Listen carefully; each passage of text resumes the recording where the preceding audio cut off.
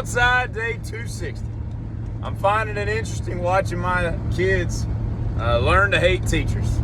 Now slow down, that's not what I mean. Bear, hear me out.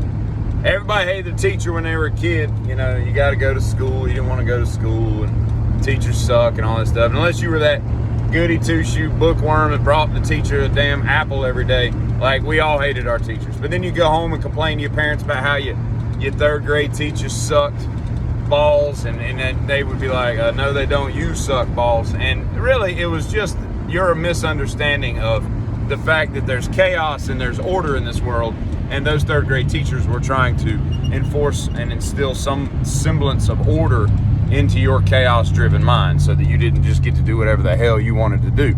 So, yeah, teachers are cool then, right? But then you watch them turn into adults, and you watch them get professors, okay? Professors, not teachers, but professors, all right? And now they're in college, and I'm watching my oldest son, who's a junior. He comes home and he's like, man, these professors, some of them are just dicks. And I'm like, yeah, they are. Now, I had a professor in summer school. I took a business calculus class, like my junior, sophomore year. And we get in there, everything's copacetic. You know, we got the syllabus, everything's, he's handing out cookies. We're having punch. Everything's great. This is a good business calculus. I enjoy this class. Everybody's all happy and bubbly. And then, like, the drop ad date passes, and the next day we got class, and bam, right? Dumps the clutch on the class, just leaves everybody in dust, right? And we've got like a 7,900 question test that day that no one passes because no one understands business calculus to the level that this moron does. And it's just like, how small is your penis, and how small was the locker that they shoved you into upside down when you were a kid to make you want to, like, exact revenge on hapless 19-year-olds, as a professor, a tenured dick. So, yeah, it's fun watching those people realize that, you're right, third grade teachers are cool. College professors, not always so cool. I wonder if beavers have nicknames for their vaginas. Like amongst themselves, like in beaver speak and whatnot. And I don't think I've ever seen a hospital burn to the ground. I don't know if I'm sure it's happened at some point, but they got sprinkler systems just like every other commercial structure on Earth, and yet you never see them burn to the ground. Because, man, you want to talk about a logistical nightmare.